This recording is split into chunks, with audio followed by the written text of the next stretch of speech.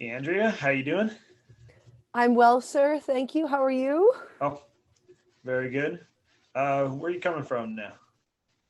So I'm in Calgary, Alberta, in the Great White North of Canada, in case anyone wanted to know about the temperature of where Oh, I am at. well, it is still winter, so I assume it's snowing and lots of fun like that. Yeah, yeah, lots of funsies. Yeah, yeah. I'm jealous of anyone who lives in an area where it's nice all year, but whatever. I chose to live here. I chose to live here. I was born. I literally was. I didn't actually. If you look at it, like in a way, I was just born here and just chose not to leave. So anyway, Well, there you go. there you go. You're like, oh, good. This was the weather and choice of location was where I wanted to go with this interview. So I'm just delving Yeah, in. we're Anyway. just we're smoothly transitioning. That's all. Yes, truly, yes. So, you have a very interesting channel. It's called Andrea with the Bangs. Yes. Obviously, this might not actually be seen, but but you do have bangs. Mm-hmm. Um, but you, I pull them back yeah, sometimes, and it confuses people. But like, they're still here, guys. So anyway, okay. you're like, oh, okay. Well, you have very interesting conversations with people. Like you have like an eclectic amount of conversations, That ranging. is accurate. Yes. Thank you for noticing. Yeah, and I think I listened to one recently where you had a guy on talking about race and privilege and systemic racism. Mm-hmm. And I thought that was interesting because I don't know how much you would have agreed with that person, but you had him on anyway, and you had a decent discussion about these things and bouncing off of ideas. Mm-hmm. And I think that that's something that I don't that seems to be lacking right now. Mm. Mm-hmm. So It does seem to be lacking. yeah. So So so so like why do I go in that space? well, what drives you to that?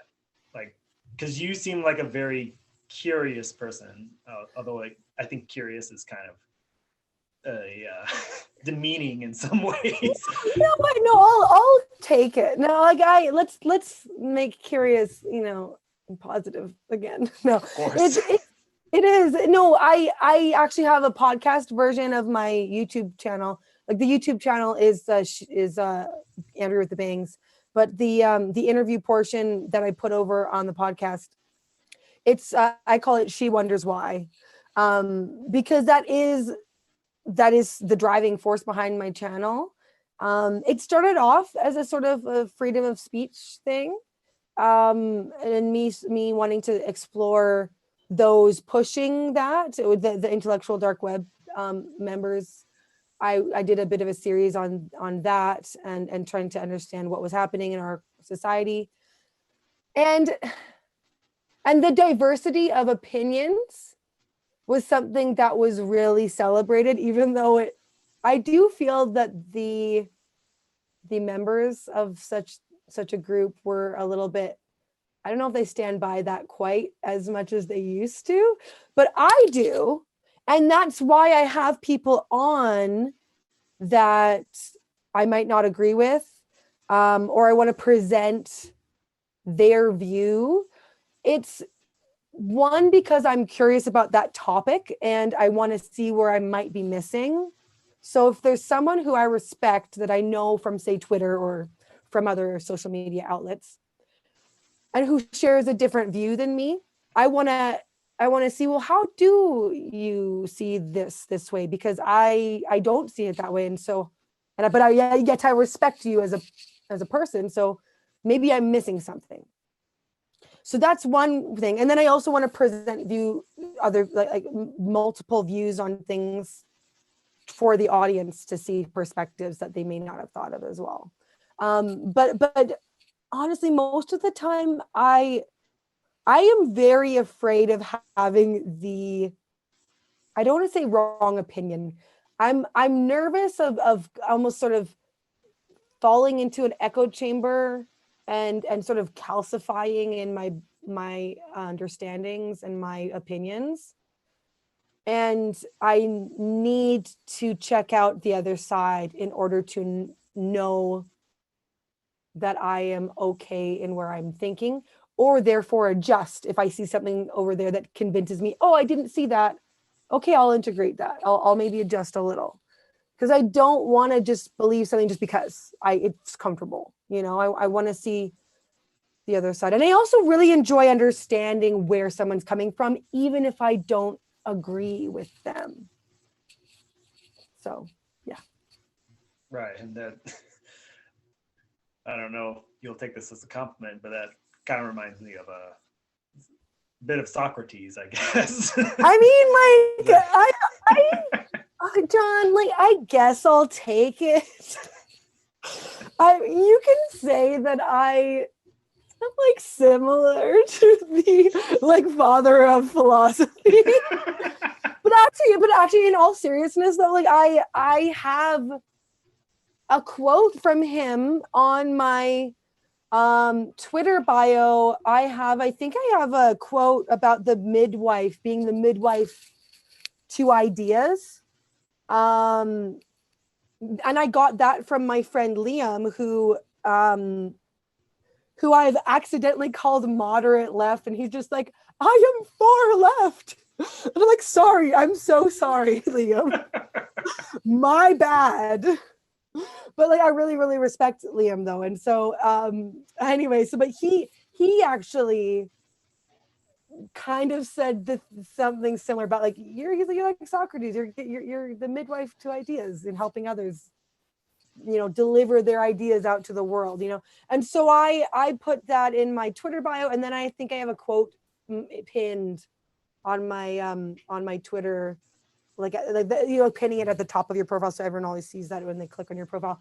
And it's the one thing I know is that I know nothing. And then there's a Calvin and Hobbes little comic about that. So, it's very important to me, clearly. And it's part of my identity online. But yeah, I don't go around thinking I'm like Socrates. But I suppose I identify a lot with that. I want to approach things, especially these ideas that are kind of beyond me sometimes, that I'm like wrestling with to try to even comprehend. So there's a lot of really smart people that I end up talking to that I'm barely grasping what they're saying. And I want to be like humble and be like, all I know is that I know nothing and I'm trying to learn. So that's my perspective. And I don't do this in my offline life, to be clear. I wish I did. But online, for some reason, I can do it because I guess I take on an attitude of, oh, okay, here's an arena that you're a little fish. So you're here to learn. So anyways, so that's some clarification there. But yeah. Yeah, and it's weird. I know podcasting is already a huge thing now and perhaps oversaturated to some degree, but like being online doing that's something else, right? Why like, do you say that? Why do you think that? Oh, which one? That it's something else. Like, why do you think that it's, sorry, my answer was really long, so I'm trying to be like, what part of it seems out of the norm? Well, putting yourself online like allows you to be have a more of a broad being able to speak more broadly across land or even nations. So like the internet's a weird thing where like people have this connection, but it's not a complete connection. So and you're in a way putting yourself in a risk, because like yes, and I think I often forget about that. Yeah, you probably be made fun of, like people are nasty on the internet all the time. So so and do you even think about that most of the time? It's funny you ask. I actually did just talk about this briefly on another podcast. So here's the thing. I don't know why, but I don't get a lot of negativity. One, potentially because I don't have like, okay, some people are like, you have a big enough following, Andrea, but I don't have a huge audience, you know? So I don't have a lot of trolls show up. Like my YouTube channel has around just above 2,000. And then my Twitter, I have around 4,500, 4,400-ish, you know, followers there. So I mean that my Twitter is of course the biggest, but even that is, you know, not it's big, but it's not. I definitely have seen a lot bigger accounts, you know, and so and the kind of I don't want, okay, I want to say if you're just nice, people are nice back, and that sounds so very naive. It sounds, and if I am in a trajectory where, say, I keep growing, I could eat those words. You know what I mean? Like, because the bigger you get, the more the more trolls flock to you and are like, oh, okay, you think you're so whatever. But at the same time, the space that I've cultivated on Twitter, like I remember when I joined Twitter, I was wanting to go on to promote my YouTube channel that wasn't in existence yet. Because I'm like, oh, this is what you do, right? You know, and then I just had such fun. I just was kind of didn't build my YouTube channel for 6 months, but I got a bit of a following in the midst of that. So I was like, okay, well then this will be good to start the YouTube channel. I can have people to tweet out, hey guys, check out my YouTube channel, you know. But in that time, one of the reasons why, like that one reason I started the YouTube or the Twitter was for the YouTube channel. But another thing, I was really purposeful when I was online, and a lot of people aren't, because it's just like, oh, I'm going to do this because it's fun or because it's whatever. But I remember actually on Joe Rogan, I remember someone talking about how it's people just see their screen. They don't see that there's a person behind it. And I'm a little bit of an idealist. I'm definitely an optimist, but I'm a bit of an idealist. And so I thought to myself, I'm going to see that there's a person behind there. And so I refused to be rude. I have been perturbed and said, why would you say that? You know, I've been upset and annoyed at people and said, but been very clearly like, hey, I don't like that you said that. Why would you say something like that? That's rude, you know. But that's like the most it'll go. Like I won't call someone a name or anything like that. So I always was like, I refused to be the things that they say you just end up being when you go into those spaces. And so I've built myself a bit of a reputation for being the nice one, like the kind gal from Canada, you know. And so that's kind of helped, I think, with regards to like, we're kind to Andrea because she's kind to everyone. So I think that sort of helped a little bit. And I also, the way that I don't venture into controversy. I used to kind of in the beginning in trying to change people's minds and, you know, whatever. But now I sort of stick within my little group that I have kind of made there. And I'm not on as much as I used to be. I'm more on the Bridges of Meaning Discord, actually, and just doing the audio chats. There are a lot I'm actually trying to pull back because I'm a little bit obsessed and need to get like life things done. Yeah. So I haven't experienced that a lot. I will say, when I interviewed Peugeot, Jonathan Peugeot, for anyone who's wondering, that's Jonathan Peugeot, in case anyone's confused about which Peugeot I'm talking about. I so we put it on our different channels. There's me and the sorting myself out people, and then he put it on his channel. Now let me say, I wasn't quite prepared for the like 80,000 subscriber range. And I did get, that's actually where I've received the most negative comments is on Paju's channel. But it wasn't even that many.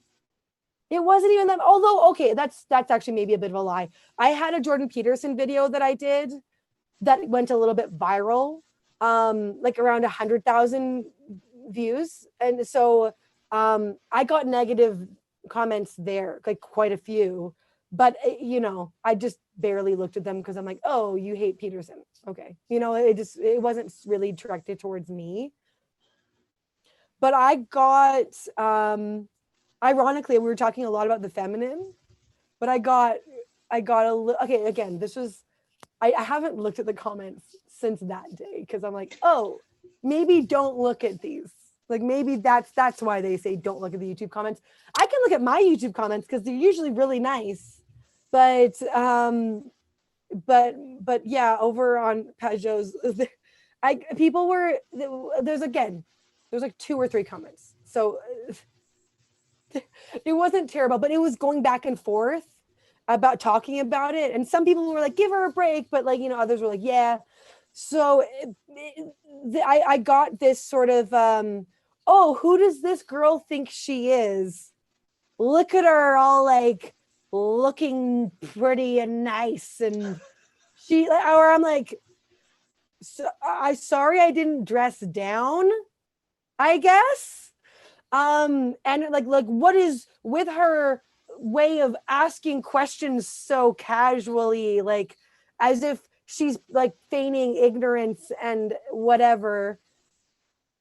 And I genuinely, that's my way, you know, that sort of naive, oblivious attitude.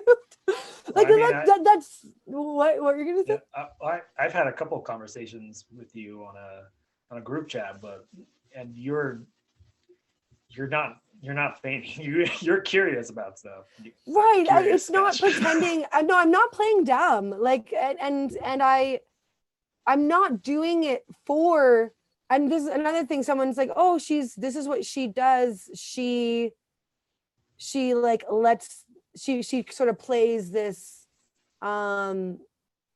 this sort of vein of questioning to lead the person she's questioning towards the answer, to like, you know, that's how she pulls the information out. And I am not purposely like agenda wise like, oh, this will get the information out of them if I go play it like I don't know, like, you know, I don't do that purposely. I am legitimately, I don't know the thing. Can you tell me the thing, please? You know, but that's so that was something that I hadn't received. It was a large audience. It was a minor, tiny group of people, a couple people who were probably just jealous that some girl got to talk to Pajot. Right? Who does this girl think she is? Why is she talking to Pajot? I could do a better job. I've had thoughts like that with people, you know, so I'm not going to blame them for thinking that. And so it was a little bit of a taste of, oh, this is what they're talking about the YouTube comments. I haven't really experienced that a lot. So that was, and the bit that I have experienced isn't really super personal towards me. And so that was a bit of a, okay, so if I grow, this is something I will have to deal with, you know? So it's sort of a taste of what it could be if you know, I get any bigger. I must say, I do, and I think I'm going to close my direct messages on Twitter. I do get a lot of, I shouldn't say a lot, a number of direct messages. Hey, I thought you would like this. Hey, here's something that I think is like something that would be interesting to you. It's not all bad. Sometimes it's just too many things that I'm like, I can't look at all of the things. Sometimes I'm like, I don't want to engage. I don't know you. You know, I think it is a girl on the internet thing a little bit, but it's not that bad. Like for me, and girl on the internet is a thing, you know? Yeah. But I don't feel like I have received much negativity in that space. Again, it could be just how big you grow and having to deal with that. But I also do talk about being married and having kids and having a family. That might kind of help, you know, that like lack of availability. So I'm really going on. So I hope that I am not going on too much. And I hope that I thoroughly answered your question, sir. Yeah. Well, there is something nice about when you're not trying to get someone to say something, like you're trying to like dig into someone. Like it's very, when you're calm and you're just like, oh, what do you think about this? It's like everyone's like, oh, I can actually talk freely without like stepping on people's toes, perhaps, at least to the person in front of you. Like I've always had problems with like talking to people, but like I like listening to people, so I'll listen to people. Right. Sometimes we're a great pair, then, John. We're a great pair because I like to talk. But like, isn't that weird though, that I have a chat show where I interview people, but I like to talk? But my curiosity. So I've actually answered this question for myself because I have thought that was kind of odd. Like, how do I have a talk show that I don't talk much on and I ask other people things? And I think it's because my curiosity outweighs my need to talk when I'm in that vein. So that's the answer. Yeah, and the internet kind of controls that, because like if you've had the internet's like whole mess of things, but like if you had like a concentration, you can actually dig into that and use that. It's like it's kind of like school. It's like to study at home is just like a pain. Like right. It's just not the right atmosphere. But when you go to like the library or you go to study at the study hall, and like it's a different place, and you know what you're there for. And if you're not looking at your phone the whole time, but yeah, you know what you're there for, and you're able to do that, and you're able to concentrate more. So like the way podcasts can be is that like you've kind of made a place where people like can talk about something and be able to talk about that perhaps for a long period of time. And yeah, it's just having that concentration works. Yeah, and it's my the sort of vein of the curiosity goes. That's what sort of helps me to guide it, because I want to know things, and that's where the questions come, and that's what drives forward my interviews. Is I need to know this topic that so and so is an expert on, so please let me take your knowledge to help me work out this thing I'm thinking. So that's what it is. That's what I'm not good at this unless I specifically have a thing I'm going towards, like an aim. Like I wouldn't be someone who could just work for a network and go around interviewing like whatever person about whatever thing that they give me. Like it has to be something that interests me.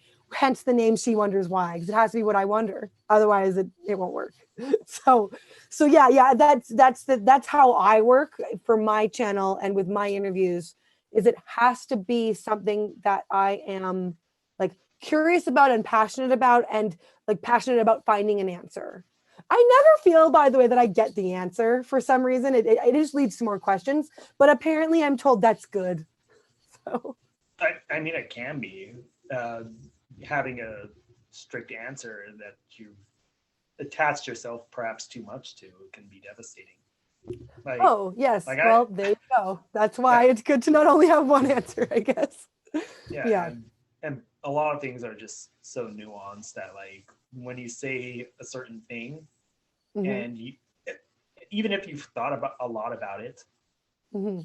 and you've had what you're saying, but Mm-hmm. you say it in a way where like someone else can take it another way, Mm-hmm. then it kind of creates this problem where like this person thinks you're saying something super simple with like nothing behind it. It's like the picture of the glacier above and beneath the water. Like here's the Right. glacier you see, and then here's this huge thing underneath that you don't actually see. Right. Okay. So yeah, that is something that I've actually been thinking a lot about communication wise, word, because I know because that's sorry, I'm gonna do a bit of a meta stepping out of the conversation talking about what we're talking about. So like Well, that we're was the talking whole about point of this communication. conversation. It Oh, was okay. the Well, okay. So the communication aspect of humanity we're looking at, and so the fact that we need words to understand what's going on in someone else's head. And I find that if I can't understand what someone is trying to explain, I get so frustrated. And it makes me think about like I just want to see what is it? Like what are you trying to tell me? Like I don't understand what you're saying, and it can be so frustrating to miss what someone's trying to explain. But there are other times where someone says something and it just clicks and you get it and you're on such a similar wavelength and you feel like you're in sync and you're like, oh, I've never thought of it like that. And and yeah. and I love that. Like I felt like that was with Peterson when Peterson did his like biblical lectures and he explained things, and then also with Peugeot when when there are things that you're like, I've been wondering that. I didn't even know how to articulate what I was wondering, but you just answered it, and now I'm just like, what? And when there's almost like a hyper sense of communication and jiving with understanding what someone's trying to explain. And I love that. I love communication. I love getting what someone else is saying to me, even if it's through a podcast that I'm listening to and not an actual direct conversation. Like there's just something about understanding someone else well that is just so cool, and then something so frustrating about not understanding someone but who you want to understand. And also I think about how, because I think that communicating helps us think, at least for me it does. It helps. That's why I thought I was doing my show about to stand up for freedom of speech. Like that's how it started. But then it just became, I wonder stuff, and can some people help me through it, please? Like that's actually what it has become. And so it's like it helps me think and to understand and come to new levels of understanding. And so that's what communication is. It's helping us to think out loud with someone else. And then maybe we can help them think out loud too, like kind of a symbiotic relationship, if that makes sense. Yeah, I mean that helps you grow in learning. Mm-hmm. Like if you're not able to articulate things very well, it can cause problems, even if you think in your head you're pretty smart. And then when Mm-hmm. you say something out loud, especially to another person, because like I have to get this point across, so I have to say it in a way that they understand. And Mm-hmm. you try to say something, sometimes it can be like, oh, okay, that's not what I thought it was. Like that Mm-hmm. didn't come out right. Whether it Mm-hmm. was like the idea you had was just bad, or you didn't get to the idea you wanted to convey. Mm-hmm. Yeah, and it can be very. Have you heard like talking past each other, like that phrase? Yes. Yes. And in the online world, that is, I mean, it can be common in the offline world, but in the online world, it is very common because, like you said, about phrases can be that where there's levels that are deeper, but it just on, people just see that top of the iceberg. They just see what you're giving, and they expect it to mean whatever you're meaning to be this. And then I'm like, no, I didn't mean it that way. But you don't know how they're taking it. They just react, and then you're in an online fight, and it's not fun. Especially So, if you say trigger words. Like uh-huh. certain words just cause this emotional response, and you don't. It's either angry or even happy, like some joy from a certain word. Like both of those, I mean, they're useful. They can actually be used for good, but Mm-hmm. they're also dangerous because we kind of throw things out the window if we're just looking for that little key word. Mm-hmm. Like Well, you that's you why want there it are all to boil synonyms for down. things, right? We Mm, like there's like to help be more clear, using lots of different words to mean this the same thing, just in case.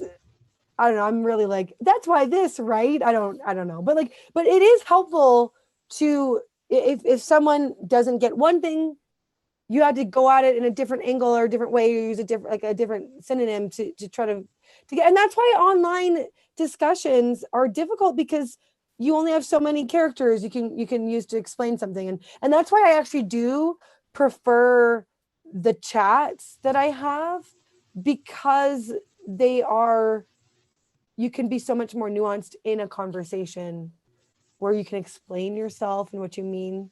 And I also like, there's other platforms. There's a platform called letter.wiki, and it's long form, like letters you can write someone about why you think something, or ask them questions as to why they think a certain way, or why, what they think about a particular topic. And mm, I had one with, again, this is my friend Liam, who I was talking about, joking about how he corrected me about how far left he is.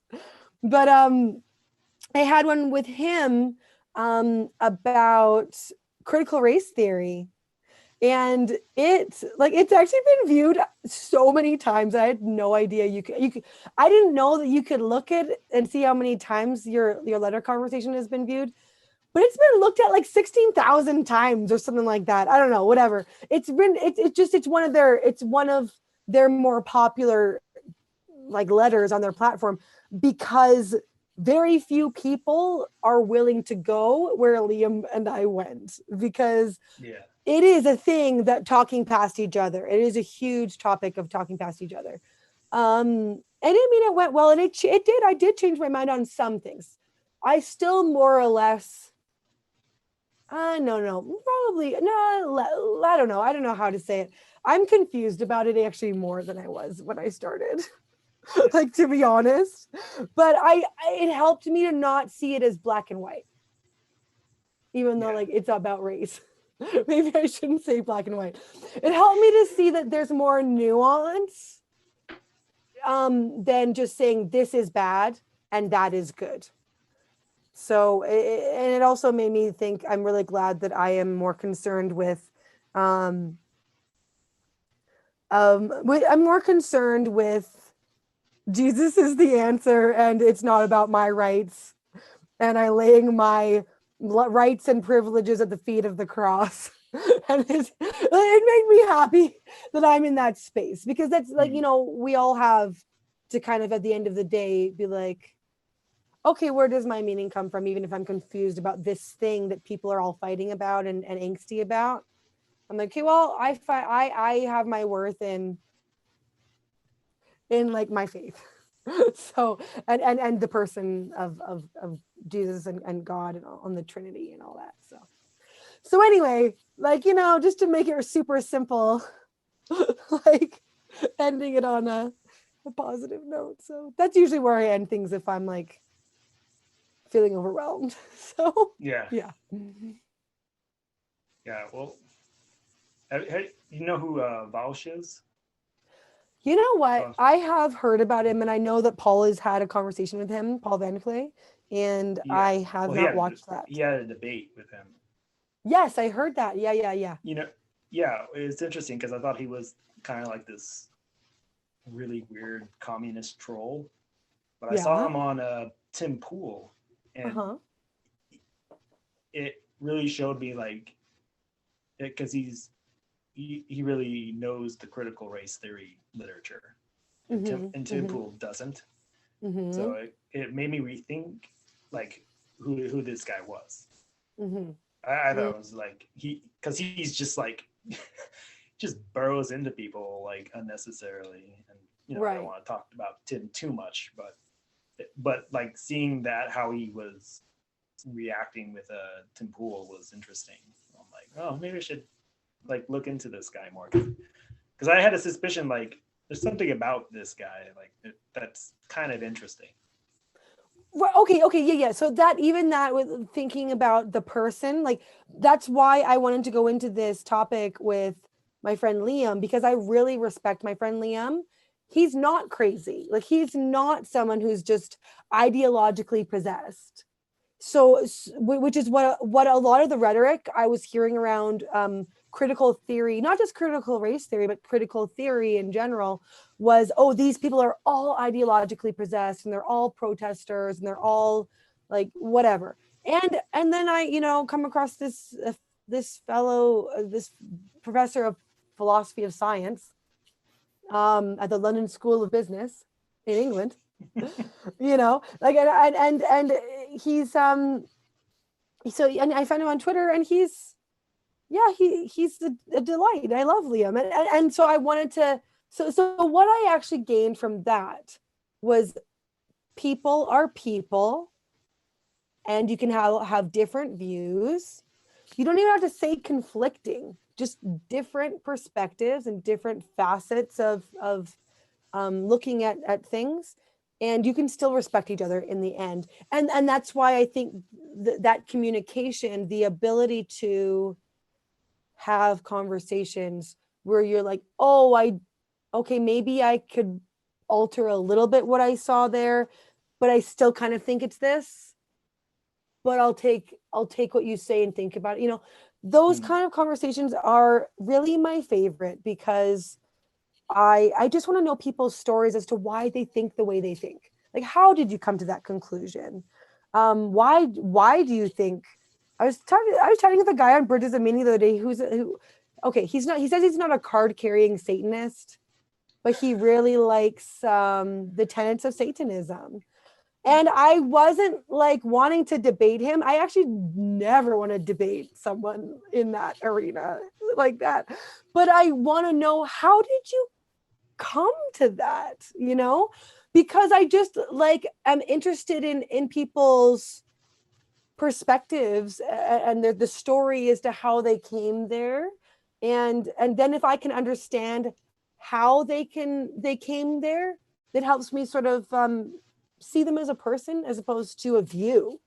So that's why conversations are so important, because it helps me think, it helps me see you as a person, and then it also helps you to feel like you're heard. So look at me coming up with like these little pearls of wisdom. Yeah. Well, yeah, I think like debates in text are the worst. I Like hate them. it's just the worst, because not only is it layers upon layers of distance from people, Right. it's Yeah. also like in a form that can easily be misconstrued. Like I already have problems texting my friends. Like I just cannot text them. I'm like, I like overthink everything. I'm like, okay, I was like, oh no, I gotta like put some sort of emoji, or else this is just gonna seem bad. or an exclamation mark. I know, I over exclamation mark stuff way too much, because it just sounds mean. Unless I'm like, so we're doing this. Sounds great. Or like, sounds great. No, sounds great. Like it feels like saying sounds great isn't good enough. Yeah. There's a distance. There's the screen distance. You can't see someone's face. You can't see their tone. Hear their tone. Yeah. You can't hear the sort of playful sarcasm. But I mean, honestly, I'm not a big fan of debate in person, even anyway, because I don't know. I'm not a fan because sometimes I'm like, well, I could just be arguing my point badly. Like, it doesn't mean I'm necessarily wrong, you know. So or you could be arguing your point badly, you know. So, and I don't like the who wins. It's like, really, I feel like we both lose. But like, you know, also I'm more higher in the agreeability factor, and I'm also very high and open. I'm next to extroversion, as you can guess, maybe. Yeah. I'm the highest extroversion. I know. Who would have thought? But I'm the highest in openness next to extroversion. But I am on the higher end of agreeability. So that's like, well, I like hearing new ideas and new perspectives, but I don't like arguing why I'm right, depending on the topic. Sometimes I think it's kind of fun, but in a serious like atheist Christian debate, I'm like, ugh, no, thank you. You know, like that's not my favorite. Because I also, again, I think people's stories and their perspectives as to how they came to a conclusion is more interesting, that rather than just them hammering their hand-picked best points that they have in their back pocket when they're on script, you know. And I used to be like that when I was younger, when I thought I was right about things. Sometimes I still think I'm right about things, but when it comes to like religion and faith, and I was like young and like, oh, I know what's correct. Mormon, come at me, you know. Mormon person stopping me on the street, yes, I know your little levels in your little cult, you know, whatever. Like I would be like, I know about your planets that you plan on having and your eternal marriages, whatever, that you're going to become a god someday, you know. I'll be like, I know about these things, because they kind of go in it from a perspective of like, we're just like you. Like, I'm like, oh, I'm a Christian. Oh, us too. I'm like, really, you know. So I would be happy to like debate them and stuff, but that was when I thought I knew things and I thought I was right, and I had a little script, you know.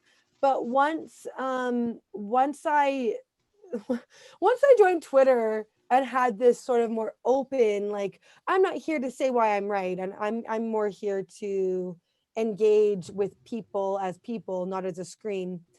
It's funny what that does to you when you're like, I think I want to be open, and then you're like, oh, I thought I wanted to be open, and now I'm like not thinking I know anything. Shoot. But the result of that was me saying, oh, I don't know things, and that's okay. Like I there was a time where I didn't feel like that was okay, where I was like a little existential crisis. I'm like, I don't know anything. But now I'm like, okay, that's okay that I'm not going to be on script. That's okay that I don't have my little debate points in my back pocket. Because that's not a space I want to be. If people want to be in that space, like, go do that. Like, go have at it on the, what's that guy? There are those debates like Brett Weinstein had with Dr. McGrath. I can't remember that space. It's a debate space. It's British. Sorry guys, I can't remember what it's. Yes, Unbelievable. Yes, thank you. Yeah. So I mean, people can do that. I mean, Peterson's been on that as well. You know, you can do that there. I'm not against those things, because I think it's like a quite in good faith, you know. But I don't like doing that for myself, because I don't like having my points that I'm like, here, I know this is a good one and this is a good one, to try to one up people, because that's just not my way. Like, my way is trying to understand other people, and you can't be on script with your points if you're trying to understand someone else and where they're coming from. Yeah, it's offsetting to people where you want to just dunk on them. Like, people know when you're trying to do that.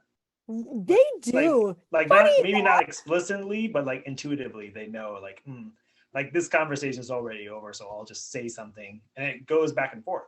because now you've created a space where it's hostile. Now it's a battle, Mm-hmm. and yeah, you have to make a decision. So like, fine, if you're gonna do that, I'm gonna do that too. And you can see people are waiting for you to be done so they can say this point. You know, like it's like, oh, okay, well, you said this. Well, what about this? And then the other person's like, well, this, you know, and again, some people like that. And I don't want to disparage that if you like it and if you think it's productive. And people's minds are changed. Like Megan Phelps Roper is a gal who was in the Westboro Baptist Church, and she changed her mind because of Twitter. And she would do that. She would do like I have my points that my church has drilled into me. And she would do that on Twitter, like the little battle, you know, Twitter battles of like would say why she was right. But eventually she actually could see the points, and it was enough to get her thinking that she actually left the church. And so in some cases, it is a space where debate can help people, where it might not look like it in that conversation, but maybe later down the road, these like enough might get people thinking. So that's one of the reasons why I'm like, I won't disparage such things, and say that it's all bad. But I think often it can go badly, we'll say. Yeah, there is a thing about that where like there is some good that you can defend your points. Mm-hmm. Like if you can't defend anything, it's like you kind of Why do you believe that? why do you believe that? Have you really thought about these things on a deep level, and just deal with that? And like I went through phases of atheism and agnosticism. Really? I didn't know, like, because I had questions that just came up randomly. I can't even remember where these questions were coming from, but like I encountered them somehow, and I'm like, I don't know what to say, and I already can't.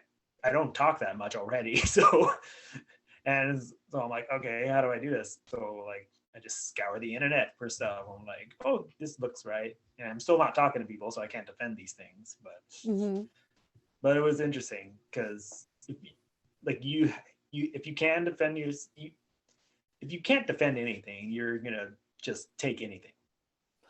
True. Yes. And so that's why, yeah, I don't want to.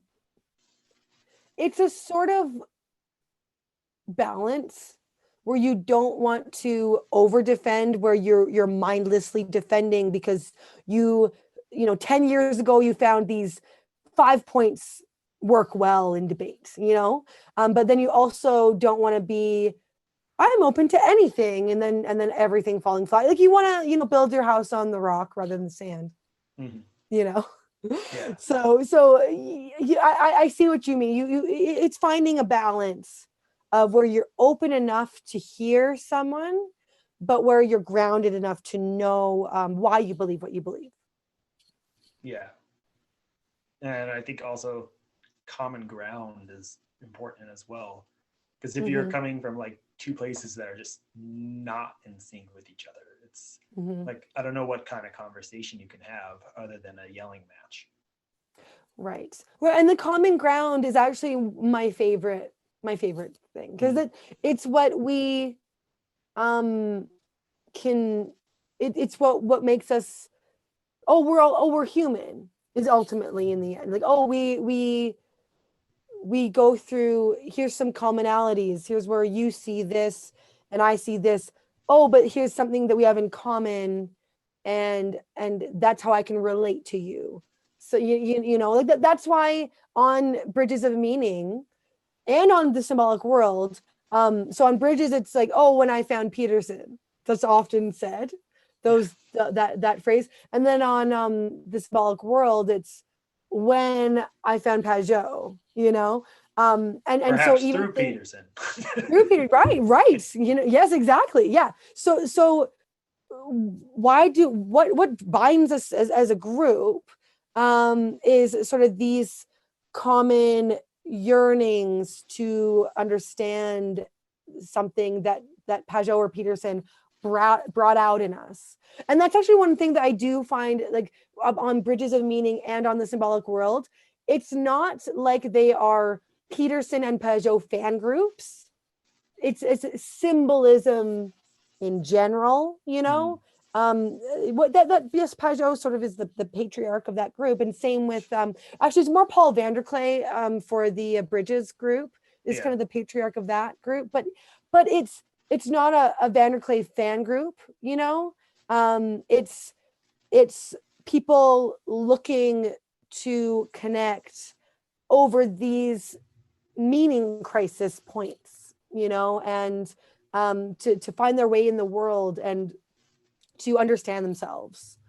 And then over on the Symbolic World, kind of similarly, we're trying to what are these patterns we see, and the hero's journey, and these what we're seeing in culture right now, and these flips and these inversions, and you know, like what are we all seeing?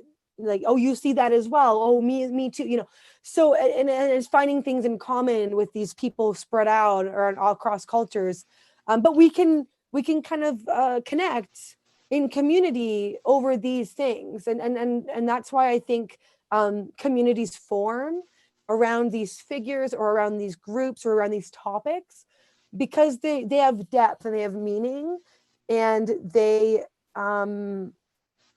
and people connect over such things.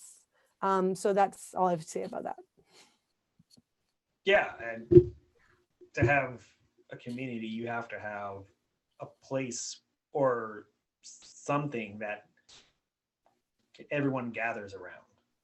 Right. Yeah, I think that they call it the courtyard in the Symbolic World Discord group, which there's been a bit of an exodus from the Facebook group over to the Symbolic World like Discord group, which is funny. I don't know, because of all the Facebook new rules that. Do you know more? I don't know a ton about it. I know, like, what was the event that caused it? Oh, it was after. Did Trump get kicked off of Facebook or something? Yeah, he got kicked off of Twitter and everything else, and then Parler had a problem where they were willing to let him go on, and then everyone just kind of harped on them. And so a lot of people who either are conservative minded or people with similar ideas about how tech is going right now decide, you know, probably this isn't going to work much longer, so we got to find a different way to go. Right. And Discord's a little bit more free or whatever to be, I guess. Is that it? I think it's less, I don't even know if it's less well known, but it's certainly newer than Facebook. Because I remember when Facebook was, oh, I'm reconnecting with people I haven't seen in years. Yeah. Like, oh, hey, here's people from high school. Yeah. And so that was very interesting, because I could chat with people when I could, or if I could, I don't know when they had DMs. Yeah. But even that was fine. And then it kind of became this, at its worst, it became these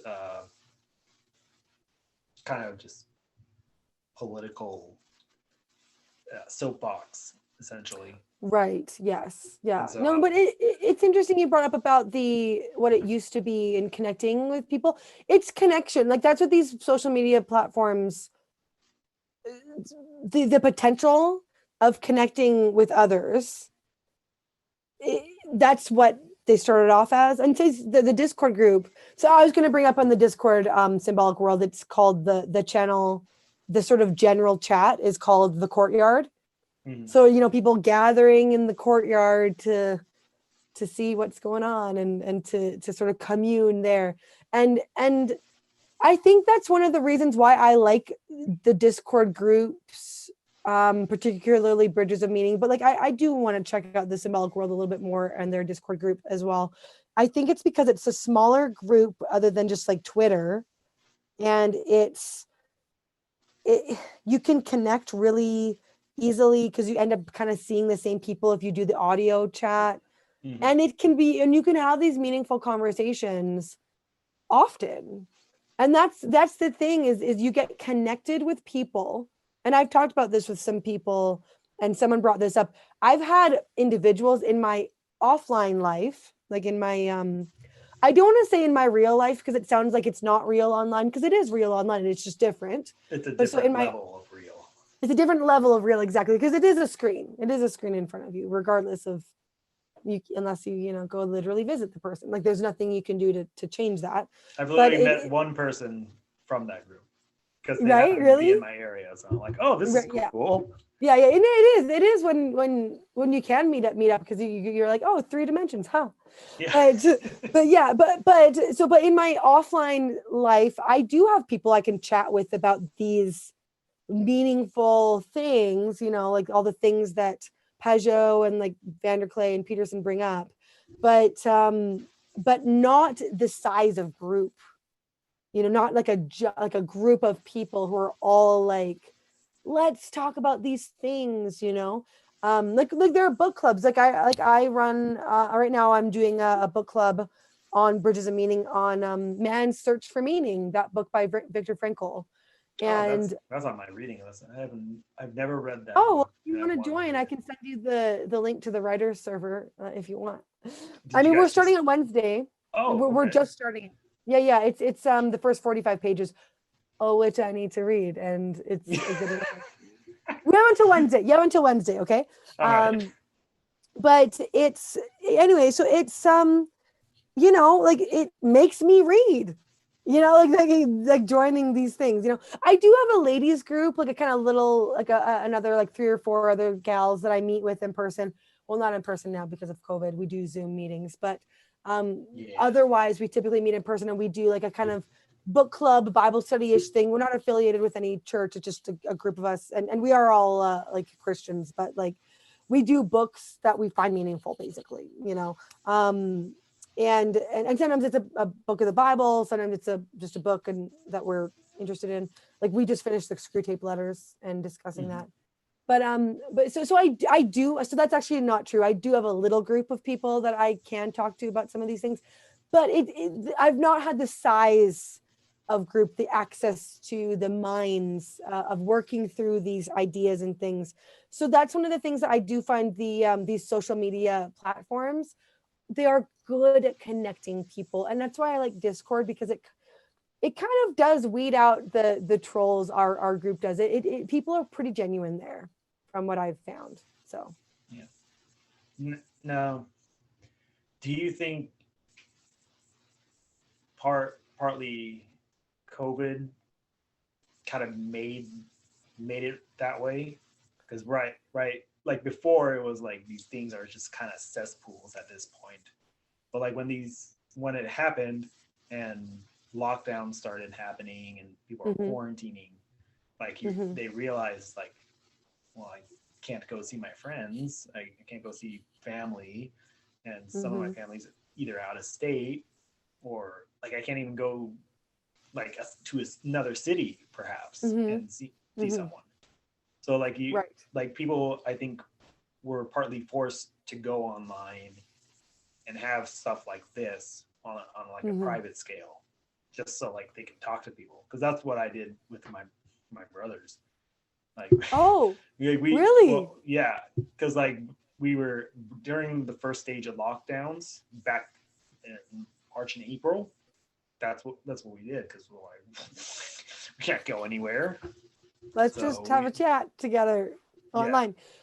Yeah, I do actually think I think it's quite instrumental in forming certain communities, making them, I guess, a little bit more like fleshed out, because I was on the Bridges of Meaning server last November, like not this past, but last November, but I didn't get really active on it until late February, early March. That was right around when lockdowns started happening. But that's when Paul Vanderklay decided that he wanted to do a Q&A every Friday at 10 Pacific time, in case anyone's wondering, go on Bridges of Meaning if you want to participate. I know And it happens, but I'm I'm always busy at that I time. know. So. It just is people who are around. It's like, hey, I'm a stay-at-home mom, so I'm around. But some people just listen because they are at work and they just listen. But then people started sticking around after, and because I didn't even really know how to do the audio chat before. So, joining that kind of pushed me out of my comfort zone and was like, oh, this is, you can just stay and then you can turn on your video as well and chat with other people who just stick around after. And so I think that, and some people actually joined the server, they said because of COVID. They're like, hey, yeah, I have been a little bit isolated because of COVID. Like there's a gal who is in my book club in the summer, and she's from like a Hutterite colony, and she said that because of COVID, she feeling a little bit more isolated, and so that's actually why she joined the server, because she wanted to branch out a little bit. And so even that's been cool, like hearing her perspective and how and her views on things. She's looking for meaning too, and like, oh, you're a normal person, just like it was just so sad. And I don't mean it to sound how it sounds, but it just kind of branching out and like, again, sort of connecting with people to, oh, you aren't so different from me, and that's where I think tribalism breaks down. And if you can find a topic, and this is what Daryl Davis, who's the guy who talks with clan members. Oh yeah. He's the black dude who like basically talks clan members out of their racism. That they've never talked with a black man, basically, these people. And so he's basically showing them, oh, we're not so different, you and I. What do you like? Oh, I'm a jazz musician. I love these beats. You do too. Look at us humaning together. Like, and so I think that's kind of the key.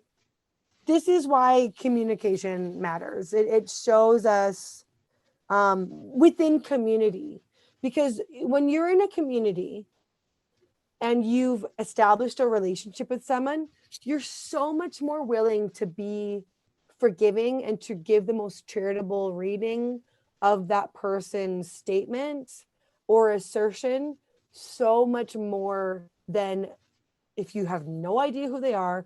They have an egg as their avatar and like their random name, their false name, and they're saying like really bold statements that you like heartily disagree with, so but if you are in community, communicating face to face, even if it is just a video, it's still face to face, and you're like, I don't know if I agree with that, you're like, oh, okay, well, like, why do you say that, like what where are you coming from there, and just seeing why someone is saying what they're saying and why they're jaded against said topic or whatever. Mm-hmm. It just opens up so much more lines of communication for future, and opens you up to being like, oh, we're not so different, even though we disagree. And it makes you be more charitable to them as a person and not just a topic that you're reading. And so that's ultimately why I guess I'm saying, like, I do because I don't know a lot of people who approached Twitter who went out. I'm going to look at this as there's a person behind the screen. That is difficult. And even when I, set out to do that, it is hard at times. And you have to be very purposeful in your tweeting and the spaces that you inhabit there. But I don't find that so hard on Bridges or on the Symbolic World, because you feel like you're part of something, you're part of a little bit of a community, and the draw, you're drawn towards it because of a common interest anyway. So that kind of helps. So anyway, so that's why I think that the community aspect helps in the communication. You're more willing to be charitable to others. Yeah. And I think having a purpose online too helps as well, where like these people who perhaps would not have met in any way, shape, or form, or thought about meeting anyone. There was a place provided, and people had an interest, so they interact with these things, and then they interact with other people. So it's like Mm-hmm. that one thing that that's making them all come together, and then everyone gets to interact in that way. Mm-hmm. Mm-hmm. Yeah. Yeah. And a lot of people are like, I have no one to talk about these things. So that's why it's quite cool, I think, that the good that's come out of these platforms, like some of them are very toxic, but others, I think that there is good, and there's a pushing of your understanding of things, and they are tools. I mean, the thing is, sometimes they are designed to create outrage because that's what gets the clicks. And that's what I don't like about some of these places. Hmm. But so you can't just say all social media platforms, they're designed for blank, for their clicks of the advertisements and the making money and whatever. Some of them you could say that that's what they're prioritizing, but others, some I think that can be used for good, and for connection, and for it can be very meaningful in finding others to discuss such subjects as we are presently. Yeah, and I found Facebook, like, just over the last 5 years, to be a place where I'm like, It's kind of spiraled, huh? yeah, it spiraled, and then like I found a group, I found the Symbolic World group, and I'm like, hey, there's something worth to be on here. So Right. it's nice Mm-hmm. going to a place where I can have that instead Mm-hmm. of like randomly scrolling through my feed, not knowing what to look at anymore. And I'm Mm-hmm. like, oh, gosh, like that's the worst. That's a cliche now, or you're just on your phone, like you're not doing anything, just Mm-hmm. scrolling through. Right. Yeah. So that's the part that the online thing is a help, I'd say, because you could say it's a hindrance or a help, right? So the mindless scrolling, I think, is a hindrance and Mhm. to human existence in a way. But then there's the help of those meaningful places that we have found where we connect with other people. And that's where the communication happens, and where it gives a depth of understanding over certain topics that you have been ruminating over, that you couldn't really ruminate over them if you didn't discuss them with the person across the world. So yeah, there's good and bad with the social media stuff, but I do find that I am grateful for it because it's shaped who I am today, and why I think the things I think actually now. So I'm very grateful for these platforms. Okay. Well, on that note, I think that Do we cover it? yeah, I think Communication is good. yeah, perhaps right now we've exhausted what we could, but yeah. But is there anything in the future that's up for you, or what's happening with you right now? What's happening? Great interviews coming. You know, it's so funny. I just interviewed a friend of mine today. I have been off of the wagon for my YouTube channel for a while. Yeah. Because I've been a little bit distracted with the Bridges of Meaning group. I've been on there. I am on like every night. So I've been taking a bit of a hiatus where I was on yesterday to do games. We do games night. By night I mean afternoon, but some people it's night. Yeah. We do games night after Paul's Q&A. And then I was on a little bit in the evening. But other than that, I've been kind of trying to take a break because I'm just on it a lot. And I've been having conversations there. And I have a book club that I'm part of on the Symbolic World as well on Monday, every other Monday. And I do my book club on Wednesdays with the Bridges people. So I've been kind of distracted from my YouTube channel for the month of December and part of January. I also was, stranded in Arizona for a bit. Like I was chatting with you earlier before we were recording. I got stranded. I mean, there's worse places to be stranded, but so I've been a little bit on a hiatus for my YouTube channel, but I got back on the wagon today. I'm uploading a little blurb about what's real. Actually, I'm going to put that up on my YouTube channel tonight. Just about how online does count as real, because I've seen people say Twitter's not real life, and it's like, but it is real. You do get shaped by it if you hang out there long enough, So it's just like a little 5-minute blurb on my thoughts. I probably said most of the things I've been thinking about on this chat right now about that. But so I'm going to try to get back on the wagon of my YouTube channel and start asking more people. So yeah, I guess my upcoming interview is with a friend of mine named Mars. I've done an interview with him before. We've both been on each other's channels. And so he's a trans man. And so, but he's also conservative. So that's kind of an interesting pairing, and that's we talk about meaning. Paradox to a lot of people. Yeah, to a lot of people. And so we kind of talk about that a little bit. And so that'll probably be coming out in the next few days, maybe next week sometime. But yeah, I have a few in the works where I've asked and I'm just waiting to hear back. So we'll see how it goes. Yeah. I'm not like, I'm not abandoning the channel or anything, but I've also been like doing this old timey vintage Instagram. I've been COVID's COVID is kind of like, I don't want to say messed with my brain, but it's sort of like, it's really sent me in a nostalgia spiral for times gone by that I didn't exist in, like the 40s to the 60s. So I kind of am in like, I mean, right now I'm kind of like, oh, you dress like this, Andrea. This is just how I dress. And so I have a little vintage Instagram that I've been kind of playing with. So anyway, so I've been experimenting with different things. So anyway, so yeah, that's I'm not on a lack of busyness, we'll say, of things to do.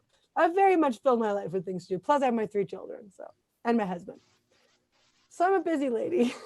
I mean, you have a full-time job that's like full-time, yeah, very full-time. Yeah. So I mean, some of the things I'm like, what are you doing, girl? Get it together.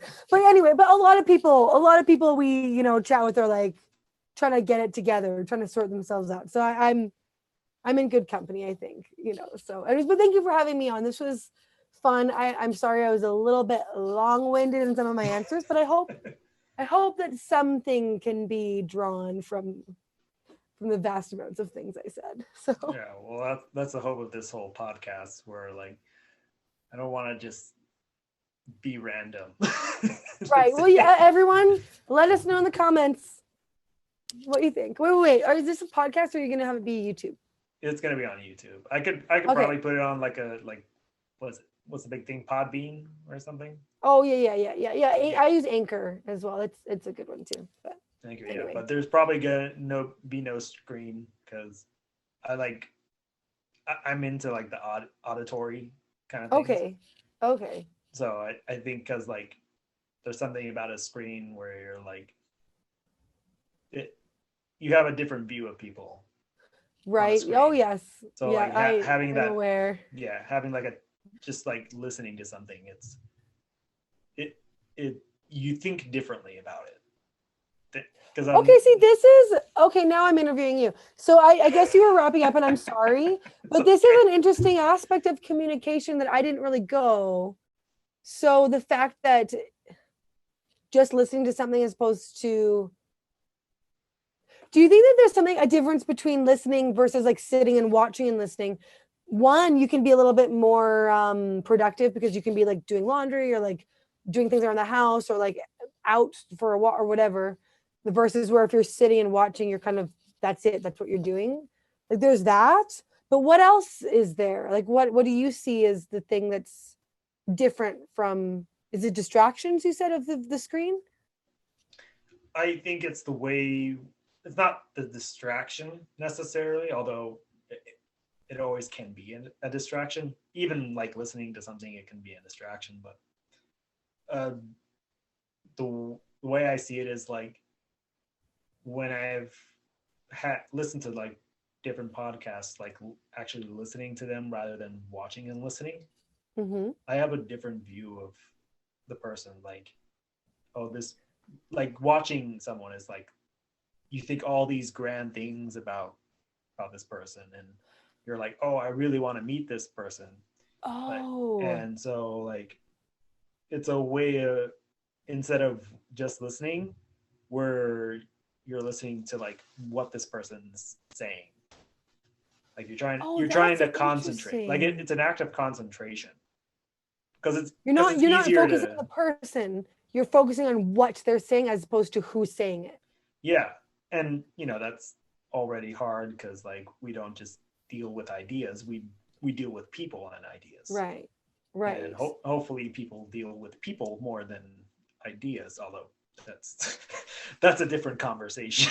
Right. Yeah. No, sorry. I'm all like, yeah, like let's just start on a whole new like aspect to this interview. But no, that's interesting, and I will, because I have had people mention that perspective as well. So yeah, that is interesting, and because it's a time and a place, I think. Sometimes Mm, it is good to just concentrate on the ideas, and sometimes it is good to focus on the ideas and the person whose mouth they're coming out of. yeah. Yeah, both are good. It's sometimes it's appropriate in one aspect and then not in another. So yeah, that's an interesting perspective. Okay, well, thank you for sharing your thoughts with me, Oh, you're welcome. and thanks for having me on. Thank you for the discussion. This was fun. This was good. Yeah, this has been fantastic. So thank you for coming. For sure. Yeah. Bye. Bye.